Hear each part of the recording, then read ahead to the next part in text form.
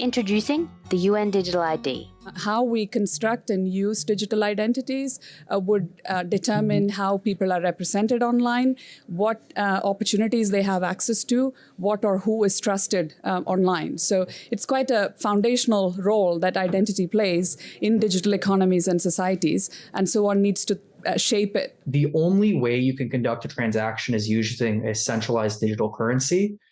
There's no transaction that happens outside of the government's Synopticon. It can see everything. And you tie that into a digital ID software. Technologically, that wouldn't be so difficult to do. It would be one app that you live your whole life through. And it would be one giant lever of control that the government would have.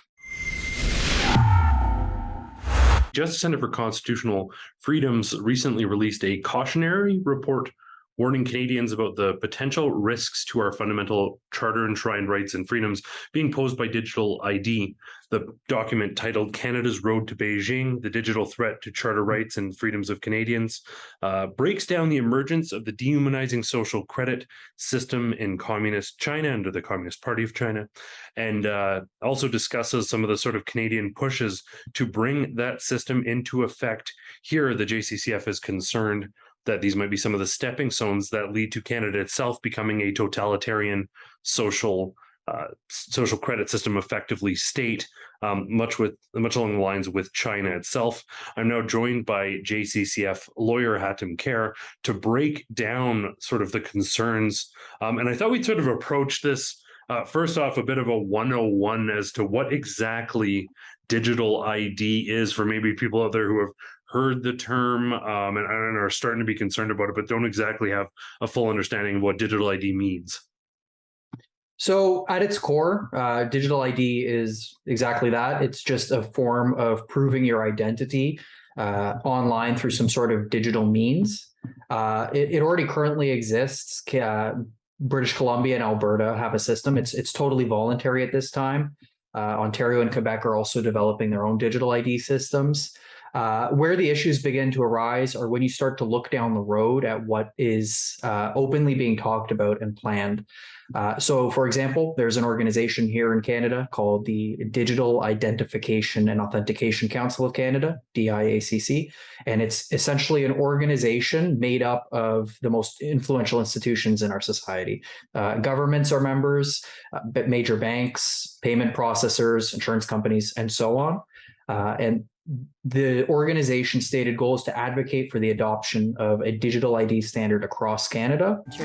A secure, scalable, privacy-enhancing digital ID and authentication framework will propel Canada, our people, our businesses, and our governments into the 21st century. If you go through their materials, they envision a digital ID being used before you can access government services, before you can access your finances, your healthcare, before you can vote, and also being used in commerce. So at the end of the day, digital ID is a technology.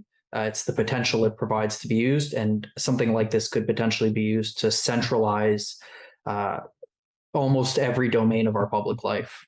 Well, it definitely, I mean, this may almost sound like science fiction, and it's no new concept that governments would like to track people. But with some of the organizations sort of pushing this, obviously this would be very in line with the World Economic Forum. How we construct and use digital identities would determine how people are represented online, what opportunities they have access to, what or who is trusted online. So it's quite a foundational role that identity plays in digital economies and societies, and so one needs to shape it. Obviously, it's already being implemented in certain countries around the world. I want to get into a prime example, which the title suggests very prominently, but this would very much allow the government to have theoretically live minute-to-minute updates of where you are, what you're spending money on, what you're doing. It would also afford the government, and we'll talk about this a bit later, the opportunity to basically shut you down, lock you out of key services, which again may seem like a nightmare or dystopic scenario, but we already saw it happen recently.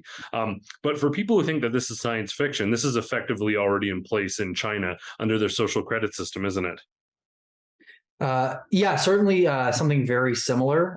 There's a it's really not one social credit system. It's social credit systems that are maintained by different databases, by different both government agencies and jurisdictions have their own databases, but also certain private companies have their own databases. And there's something to that to be concerned about because, like I mentioned, that organization here in Canada, it also has members in the private sphere. So this is something that could definitely come with both a public and a private backing.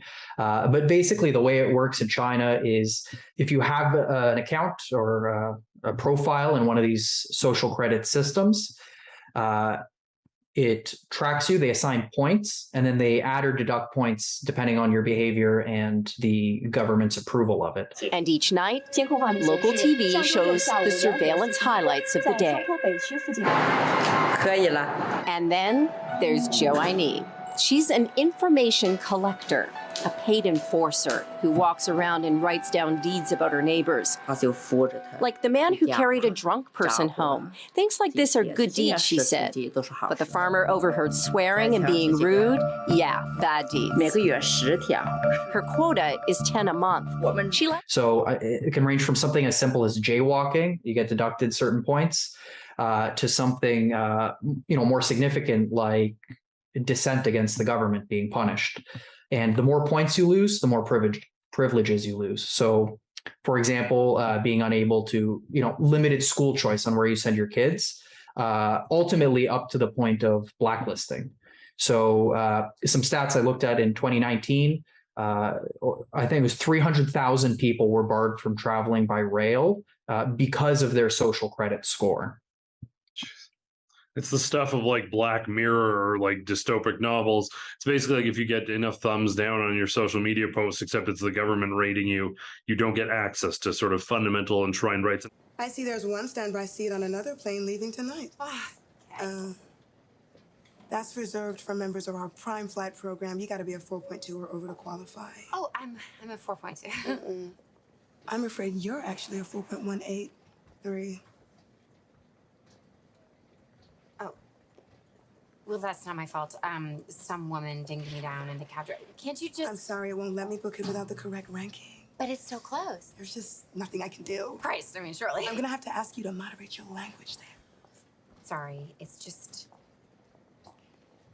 I'm maid of honor. I cannot miss this wedding. And I am so sorry about that. Can you call the supervisor? I cannot do that. Can you just call the supervisor? I cannot do that. Call the fucking supervisor. Okay, that's profanity. We're zero tolerance on profanity. I'm sorry, it's just... Yeah, I have to serve the next customer. No. Step away, ma'am. You've got to help me. I'm so sorry. I've called security. Oh, no, please don't do that. I'm a 5-starring you. 5 stars. What's the issue here, Hannah? Intimidation and profanity. Oh, no, I was not intimidating. Don't speak, ma'am. I was just trying to... Okay, so in order to restore calm, I'm invoking my authority as airport security to dock you 1 full ranking point as a punitive measure. This is a temporary measure. No! The score reverts to normal in 24 hours. No, but I During need this it probationary now. period, all down votes are subject to a ×2 multiplier. ×2? We recommend you avoid negative feedback at this time. I'm on double damage. Please, remove yourself from the airport immediately.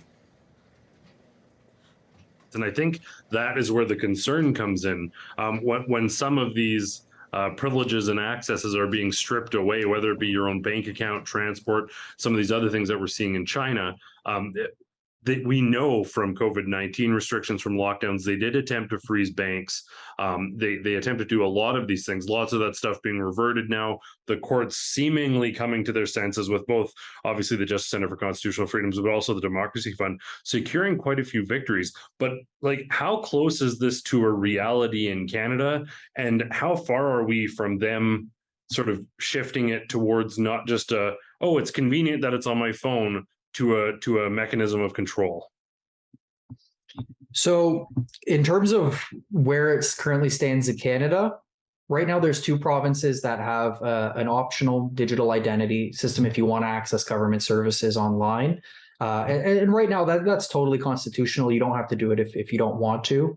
But just look at the ArriveCan app. Something that was voluntary 1 minute can very quickly become mandatory, especially once the government has had enough buy-in from enough of the public. This app isn't mandatory. It's completely voluntary to download and to use. And it doesn't collect your name, your address, your geolocation, or any other personal information. I've downloaded the app this morning, and I encourage you to do the same. The more people use it, the better it can trace and therefore slow the spread of the virus. Like I've said, Ontario and Quebec, they're very open about the fact that they're developing this. So for example, here in Ontario where I am, the team that was developing the digital identity app shifted gears to develop the app that was used for the vaccine passport system. And now with that done, they're back to developing the digital ID system. So in a lot of ways, there have been precursors to some of the things that we might be concerned about with digital ID.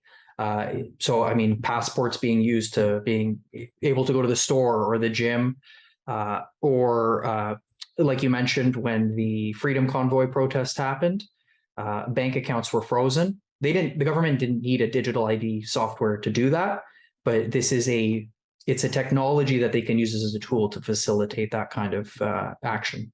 Right. Now, another sort of thing that often comes up with digital IDs is the sort of onset of digital currency. And that would certainly further the government's capacity to shut off if you don't have cash in hand. If it's government mandated currency, you have a debit card or whatever it may be, the government can shut that off. And we're not necessarily talking about cryptocurrency here. We're likely talking about a sort of government official digital currency. Is there sort of an overlap or a connection between digital ID and digital currency in the concern for fundamental rights? Yeah, these are two technologies that can go together in terms of the ability to limit our liberties and privacy and the control they give to the government. And again, this isn't, you don't have to speculate to be worried about this. The Bank of Canada has said that they're devoting funds to researching the idea of instituting a central bank digital currency in Canada. Now, at this point, the Bank of Canada says it would just be, it would be alongside normal cash. It would be an alternative. We would still have cash to do your transactions. And to tie it back into the idea of digital ID, if it's voluntary, it's not so much of an issue. But the problem is if the only way you can conduct a transaction is using a centralized digital currency, there's no transaction that happens outside of the government's Synopticon. It can see everything. And you tie that into a digital ID software, technologically, that wouldn't be so difficult to do. It would be one app that you live your whole life through, and it would be one giant lever of control that the government would have. So then we talked a little bit about some of the concerns, but sort of as a constitutionally focused organization and doing constitutional legal work, what are the sort of immediate concerns and charter violations that could be sort of easily accommodated if there was digital ID, digital currency, and it was all centralized? The two big ones are privacy and liberty. So there are specific kinds of infringements that might happen. For example, if this is being used as a prerequisite for travel, it might infringe people's rights to mobility, the right to enter and leave the country. If it's being used to force people to do something contrary to their religion, it might infringe people's freedom of religion. But those are all kind of fact specific. The two big ones that are very, they go to the core of the concerns with digital identity are the limitations on our privacy. To the extent that a digital ID software is made mandatory and people are required to disclose information to it, that's an infringement on our rights to privacy. And there's also the concern of the information it's gathering from our phones. Once you download an app, you have to give it certain permissions to install it. So for example, with ArriveCan, you have to give it permission to access your location data. The government says they're not using that information, but the app certainly has that capability. That's the privacy side of things. And then with respect to liberty, it goes back to the issues we've been talking about. Simply having a digital ID isn't so much of a concern. It's the power it gives to basically shut a person off at the government's choice. The United Nations is ready to digitally transform how it deals with identity, with a system to streamline information sharing, daily workflows, access to platforms and buildings, operating across agencies by providing its personnel with a universal system-wide identity solution. Introducing the UN Digital ID. Well, I'm very happy that the Justice Center is doing this important work, sort of taking that deep dive. I know that lots of people are definitely having conversations around digital ID. I'm going to have a link to this full report. I believe you worked on it along with a number of the other lawyers at the Justice Center. Is that correct? So I haven't worked on this report in particular. Okay. However, the Justice Center is turning its attention towards the threat of digital ID. Just today, we held a seminar on the growing threat of digital ID in Canada, which I presented, and it'll be definitely something that we have to keep our attention on going forward. Well, that is pivotal work, and we're happy to see you doing it. And it's important that you're doing it from that sort of objective, sort of legal perspective, letting people know the sort of very real risks out there, not getting confounded in sort of exaggerations or misinformation, laying down the facts as they are presented. We'll definitely have a link to the Justice Center's website just below the video here in the copy, as well as a link to the extensive document that it's not too long. It's very legible for anyone out there who's interested in this and wants to become informed. Hatim Care, kudos for all the great work. You've done some incredible work throughout COVID-19. Great to see your attentive legal mind turned towards digital IDs. Now, I'm sure folks, if they can, to have the opportunity to come out to one of your digital ID seminars, that'd be greatly beneficial to them. So thank you so much, as always, for joining me. Always a pleasure. And for everyone at home, I want to thank you all so much for tuning in. For Rebel News, I'm Adam Sos. Well, the government seeking to track people and know more and more about them is nothing new, but with very concerted pushes from groups like the World Economic Forum, this technology is advancing rapidly, and there's a very real risk that these government agencies could have intimate information about us, where we're going, what we're spending money on, our interests, private information, all of that. That should have you very concerned. I want to let you know that our Expose the Reset docu-series has been casting light on the invasive efforts of the World Economic Forum on initiatives just like this. I urge you to watch the 2 episodes that are available right now at exposethereset.com, and to keep an eye on our website, because an upcoming episode that will be out very soon is going to be exposing digital ID for what it really is.